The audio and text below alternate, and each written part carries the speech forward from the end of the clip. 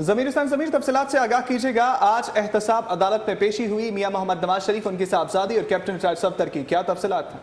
सफदर बार वक्त अदालत पहुंचे थे, केस की कार्रवाई का आगाज किया गया।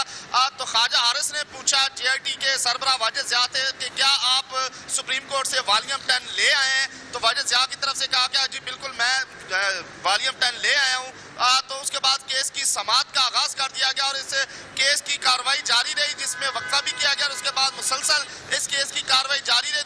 और इसमें केस के दरमियान, समाअत के दरमियान तल्ख जुमलों का तबादला ख्याल भी किया गया वाजिद ज़िया पे।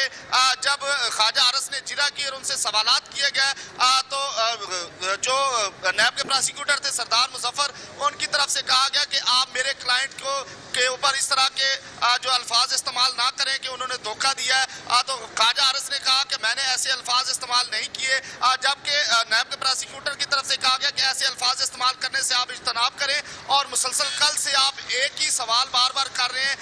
तो वाजिद ज़िया की तरफ से भी कहा गया, लेकिन उन्होंने कहा कि जब तक सच नहीं बोलेंगे मैं बार बार आपको इस तरह के सवालात करता रहूंगा। और उसके बाद आज तल्ख जुमलों के सवालात होते रहे, जवाबात भी मिलते रहे। बहुत शुक्रिया ज़मीर हुसैन तफसीलात से आगाह करने के लिए।